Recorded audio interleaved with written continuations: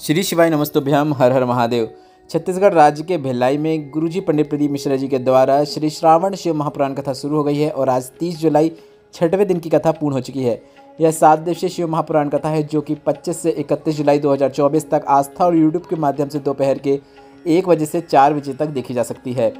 कल 31 जुलाई है, कामदा एकादशी की विशेष तिथि है और इस सावन एकादशी में कार्य में सफलता प्राप्ति के लिए, संतान प्राप्ति के लिए, एग्ज़ाम में सफलता प्राप्ति के लिए कौन सा सरल और विशेष उपाय आपको करना है, उसी की जानकारी आपको इस वीडियो के अंत में प्राप्त होने वाली है। उससे पहले आज 30 जुलाई 6वें दिन की शिव महापुराण कथा में गुरुजी ने कुल 19 उपाय, पत्र और उपयोगी जानकारियाँ दी हैं। सभी की जानकारी हम आपको इस वीडियो के माध्यम से दे देंगे। अगर किन्हीं कारणवश आपने आज की कथा नहीं सुन पाई है तो पूरी कथा का रास्ता तो आपको इस छोटे से वीडियो से प्राप्त होने वाला है। बढ़ते हैं आज की कथा की पहली विशेष जानकारी की ओर। गुरुजी ने कहा, यह पहली कथा है जिसमें किसी मुख्यमंत्री की जो धर्मपत्नी होती हैं वह 7 दिन की कथा पंडाल में बैठकर श्रवण कर रही हैं। ऐसा केवल हम छत्तीसगढ़ के सीएम की धर्मपत्नी के बारे में नहीं कह रहे हैं, मतलब छत्तीसगढ़ राज्य के लिए नहीं कह रहे हैं, बल्कि हम ऐसा पूरे भारत के सभी राज्यों में जहाँ जहाँ हमने कथा कही है वहाँ के बारे में कह रहे हैं। बढ़ते हैं आज की कथा की दूसरी विशेष जानकारी की ओर। गुरुजी ने कहा, आपसे कोई पूछे कि दुनिया का सबसे बड़ा पाप कौन सा है, तो गुरुजी ने कहा, दुनिया का सबसे बड़ा पाप है अपने आप को कमज़ोर समझना। अगर आपको लग रहा है कि आप यह कार्य नहीं कर सकते और आपने प्रयत्न करना छोड़ दिया, कार्य नहीं कर रहे हैं, या फिर आपको ऐसा लग रहा है कि मैं यह कार्य बिल्कुल नहीं कर सकता, या फिर आपको ऐसा लग रहा है मुझे ये रोग हो गया, अब मैं बच नहीं पाऊँगा, या फिर आप ऐसा समझ रहे हैं कि यह पद में हासिल नहीं कर सकता, तो आप खुद को कमज़ोर समझ रहे हैं, तो यह दुनिया का सबसे बड़ा पाप है। बढ़ते हैं आज की कथा की तीसरी विशेष जानकारी की ओर। गुरुजी ने कहा, आपने कभी अलार्म लगाकर देखा होगा, अगर आप 6 बजे या 5 बजे का अलार्म लगाते हैं पर आपकी नींद अलार्म बजने के पहले ही खुल जाती है, उसी तरह आपने भी अपने अंदर अलार्म लगा लिया है कि मुझे कैंसर हो तो नहीं गया, कहीं मुझे गठान है उसमें कैंसर तो नहीं, सीने में दर्द हुआ, कहीं मेरे हार्ट में ब्लॉकेज तो नहीं, सांस फूली, कहीं मुझे दमा तो नहीं हो गया, पेट में दर्द हुआ, कहीं मुझे कोई बड़ी बीमारी तो नहीं हो गई। और डॉक्टर के पास जाते समय भी आप कई बीमारियां मन में लेकर चलते हैं, और आप जब ऐसा सोचते हैं, बार बार बीमारियों का स्मरण करते हैं, तो वह बीमारी आपको है भी नहीं पर उसका असर आपको आना शुरू हो जाता है, वो बीमारी आपको होना शुरू हो जाती है। तो आपको ऐसा सोचना है कि छोटी मोटी बीमारी होगी, डॉक्टर को दिखाऊंगा, दवाई खाऊंगा और बीमारी ख़त्म हो जाएगी। आपको परेशान नहीं होना है, आपको उसके बारे में ज़्यादा सोचना नहीं है, खुद पर विश्वास रखना है कि मैं हर प्रकार की समस्या से बाहर आ सकता हूँ। बढ़ते हैं आज की कथा की चौथी विशेष जानकारी की ओर। अनीता साहू जी भिलाई से पत्र लेकर आई जिसमें उन्होंने लिखा, एक लोटे जल का वर्णन करना चाहती हूँ। पिछले वर्ष तबीयत खराब हुई और तबीयत खराब होने के बाद डॉक्टर को दिखाया तो डॉक्टर ने सोनोग्राफी की कहा, सोनोग्राफी कराई गई तो उसके बाद पता चला कि कैंसर हो गया है। मेरे पति ने शिव जी पर चढ़े हुए जल को मुझे देना शुरू किया। डॉक्टर की दवाई खाते रहे, सीहोर से रुद्राक्ष बुलाकर वह जल भी शिवलिंग पर अर्पित करके थोड़ा सा प्राप्त करके उस जल का आचमन कर लेते। डॉक्टर ने 9 mm की गांठ बताया था। शिवलिंग पर चढ़ा हुआ जल आचमन करने के बाद, दवाइयाँ खाने के बाद वह 5 mm की हो गई। डॉक्टर ने भी पूछ लिया कि तुम कौन सी दवाई ले रहे हो। हमने बताया सीहोर के रुद्राक्ष का जल का आचमन कर रहे हैं। इसके बाद डॉक्टर की दवाई चलती रही, रुद्राक्ष जल चलता रहा और भगवान की कृपा से आज मैं पूरी तरीके से ठीक हो गई हूँ। उसी का आभार व्यक्त करने के लिए मैं कथा पंडाल में आई हूँ।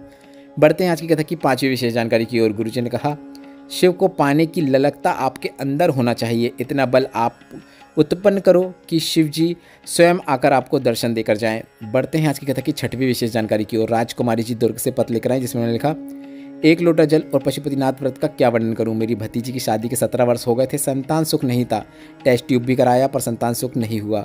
मेरी भतीजी ने 4 बार पशुपतिनाथ व्रत किया, संतान नहीं हुई। वह हार गई और बोलती अब मैं व्रत नहीं रखूंगी, पर उसके पति ने कहा, हिम्मत मत हारो, एक बार और व्रत रखो, बाबा अवश्य सुनेंगे। इसके बाद भतीजी ने 5वीं बार पशुपतिनाथ व्रत रखा, बाबा ने सुन ली, संतान की प्राप्ति हुई है।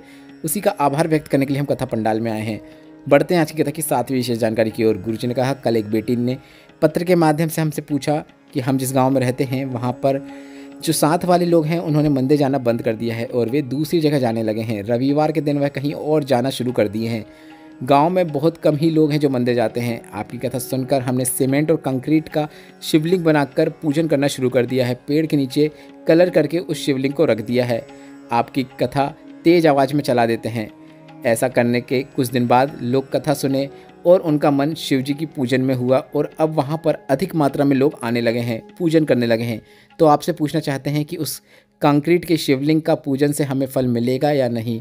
तो गुरुजी ने कहा हाँ बिल्कुल मिलेगा, क्योंकि जब आप आसमान में बादल में शिवलिंग का दर्शन कर लेते हैं तब भी आपको शिवलिंग निर्माण का पुण्य प्राप्त हो जाता है। बढ़ते हैं आज की कथा की 8वीं विशेष जानकारी की ओर। गुरुजी ने कहा तुम्हारे घर में धन की कमी होगी चल जाएगा, धन की कमी होगी चलेगा, बच्चा रोएगा, गाड़ी के लिए जिद करेगा, उसे नहीं मिलेगी तो वह रोएगा, 2 रोटी खाओगे चल जाएगा, पर आपके घर में संस्कारों की कमी नहीं होना चाहिए। बढ़ते हैं आज की कथा की 9वीं विशेष जानकारी की ओर। गुरुजी ने कहा कई बार ऐसा देखने को मिलता है कि हमें कभी शिवलिंग के दर्शन कहीं पर भी हो जाते हैं। अगर आपको बादल में या फिर बेलपत्र में या फिर पहाड़ में या फिर किसी पत्थर में या कहीं पर भी शिवलिंग के दर्शन हो जाते हैं तो आपको एक शिवलिंग बनाने का जो पुण्य होता है वह मिल जाता है। इस बात का आपको ध्यान रखना चाहिए। बढ़ते हैं आज की कथा की 10वीं विशेष जानकारी की ओर। गुरुजी ने कहा आर्थिक स्थिति ठीक हो ना हो चल जाएगा, पर मानसिक स्थिति ठीक होना आवश्यक है। घर में बहुत पैसा हो गया है पर बच्चे गलत लत में पड़ गए हैं, गलत मार्ग में चले गए हैं तो सब धन व्यर्थ है। बढ़ते हैं आज की कथा की 11वीं विशेष जानकारी की ओर। गुरुजी ने कहा 2 अगस्त को पूरी दुनिया के लोग ऑनलाइन पूजन शाम को 7 बजे से करेंगे, जिसमें वे पार्थिव शिवलिंग का निर्माण करके उसका पूजन अर्चन और अभिषेक करेंगे। पिछली बार 66 लाख लोगों ने पार्थिव शिवलिंग बनाया था और इस बार उम्मीद है कि 70 से 80 लाख पार्थिव शिवलिंग बनने वाले हैं। बढ़ते हैं आज की कथा की 12वीं विशेष जानकारी की ओर।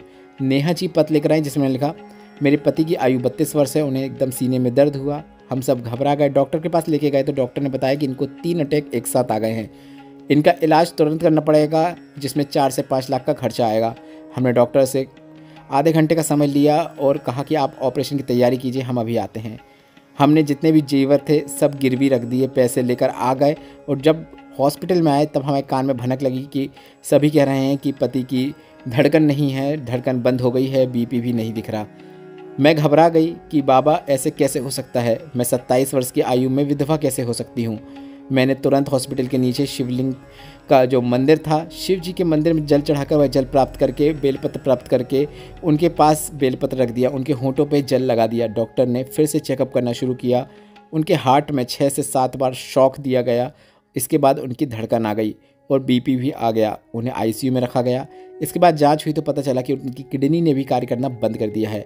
इसके बाद हम उन्हें दूसरे हॉस्पिटल में ले गए, डॉक्टर ने कहा नसें ब्लॉकेज हैं और बहुत बचाना मुश्किल है। इसके बाद हमने सीहोर का रुद्राक्ष बुलवा लिया, रुद्राक्ष वाला जल देना शुरू किया, उनका इलाज चलता रहा।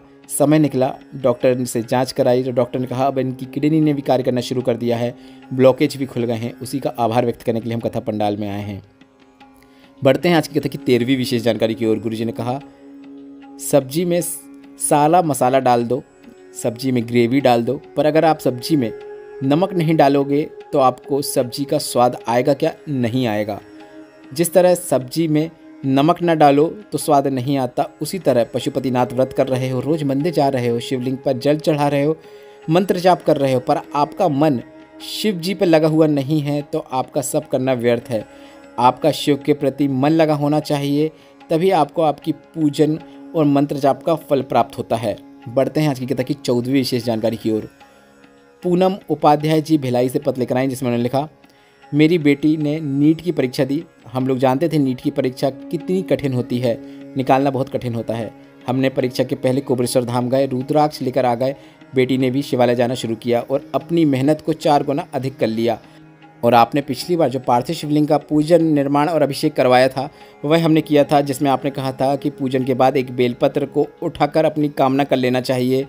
हमारी बेटी ने बेलपत्र उठाकर कामना कर ली, पशुपतिनाथ व्रत किया और बाबा की कृपा से मेरी बेटी सरकारी मेडिकल कॉलेज में चयन हो गया है, पढ़ाई कर रही है। उसी का आभार व्यक्त करने के लिए कथा पंडाल में आए हैं। बढ़ते हैं आज की कथा की 15वीं विशेष जानकारी की ओर।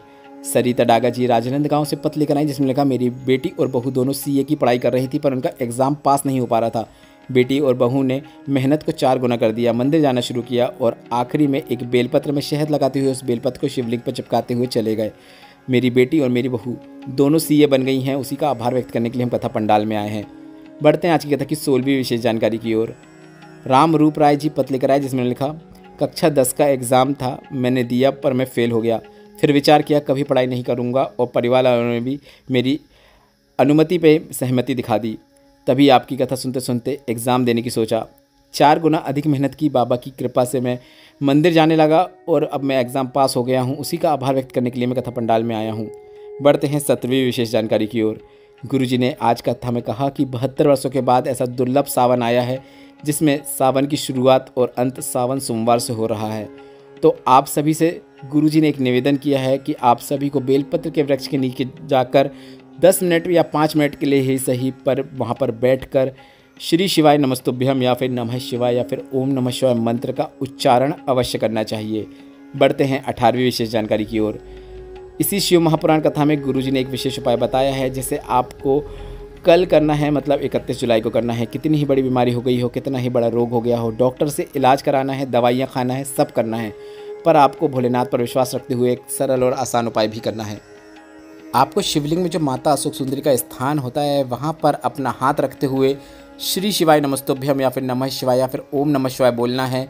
इसके बाद शिवलिंग के ऊपर चढ़ी हुई एक बेलपत्र को आपको प्राप्त कर लेना है, और अगर बेलपत्र नहीं है तो आप पहले बेलपत्र अर्पित कीजिए। उसके बाद माता अशोक सुंदरी के स्थान पर स्पर्श कीजिए, श्री शिवाय नमस्तुभ्यम बोलिए। उसके बाद आप बेलपत्र प्राप्त कर सकते हैं। अगर पहले से अर्पित है तो आपको बेलपत्र उठा लेना है और इस बेलपत्र को शिवलिंग में जलाधारी से जल जहाँ से नीचे गिरता है उस स्थान पर स्पर्श कराना है और उस बेलपत्र को आपको प्राप्त करके अपने घर आ जाना है। आप वीडियो के माध्यम से देखकर समझ सकते हैं कि आपको बेलपत्र का प्राप्त करने के बाद उसका स्पर्श कहाँ पर कराना है। जलाधारी से जल जहाँ से नीचे गिरता है आपको शिवलिंग के उस स्थान पर बेलपत्र का स्पर्श कराना है और बेलपत्र को आपको इसके बाद प्राप्त कर लेना है और घर पे आकर उसका आचमन कर लेना है। गुरुजी ने कहा आपको कितना ही बड़ा रोग क्यों ना हो गया हो, आपको आराम जरूर देखने को मिलेगा। इसके बाद आप जांच कराइए।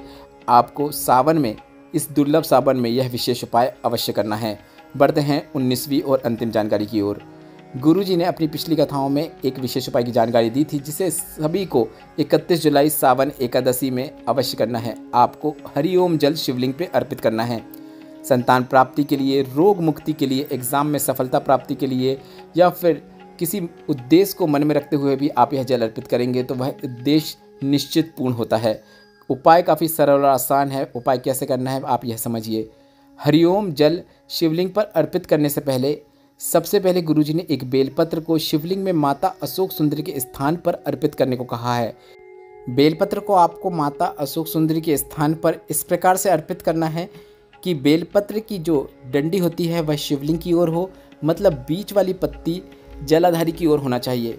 यह उपाय में आपको इसी प्रकार से उल्टी बेलपत्र गुरुजी ने शिवलिंग पे अर्पित करने को कहा है, मतलब बेलपत्र की डंडी शिवलिंग की ओर होना चाहिए। इसके बाद आपको शिवलिंग पर हरिओम जल अर्पित करना शुरू करना है। तो सबसे पहले जैसे हम गणेश भगवान का पूजन सबसे पहले करते हैं तो हरिओम जल चढ़ाने की शुरुआत भी आपको वहीं से करना है। सबसे पहले गणेश भगवान के स्थान पर जल अर्पित कीजिए। इसके बाद आपको माता अशोक सुंदरी के स्थान पर जल अर्पित करना है। इसके बाद जो शरण कार्तिकेय भगवान का स्थान होता है वहाँ पर जल अर्पित करना है। इसके बाद आपको फिर से माता अशोक सुंदरी के स्थान से जल अर्पित करते हुए शिवलिंग के चारों ओर घुमाते हुए, शिवलिंग के कटीय भाग से जो कि माता पार्वती का हस्तकमल है वहाँ से घुमाते हुए, चारों ओर घुमाते हुए वापस आपको माता अशोक सुंदरी के स्थान के पास तक वह जल अर्पित करना है और अंत में पूरा जल आपको शिवलिंग के ऊपर अर्पित कर देना है। एक ओम की आकृति बनेगी जब आप इस प्रकार से जल अर्पित करेंगे। और यह विशेष उपाय आपको इस कामदा एकादशी के अवसर पर अवश्य करना है। संतान प्राप्ति के लिए, रोग मुक्ति के लिए, एग्जाम में सफलता के लिए या फिर किसी मन में उद्देश्य को रखते हुए अगर जल अर्पित करेंगे आपको उसमें निश्चित सफलता देखने को मिलेगी। इस वीडियो में बताया गया उपायों से संबंधित अगर अभी भी आपके मन में कोई प्रश्न है तो वे प्रश्न आप कमेंट बॉक्स के जरिए पूछ सकते हैं। मेरे द्वारा दी गई जानकारी अगर आपको थोड़ी सी भी उपयोगी लगी तो इस वीडियो को लाइक करना मत भूलिएगा। व्हाट्सएप में हमारे साथ जुड़ना चाहते हैं तो उसकी लिंक मैंने कमेंट बॉक्स में मेंशन कर दी है। श्री शिवाय नमस्तुभ्यम। हर हर महादेव।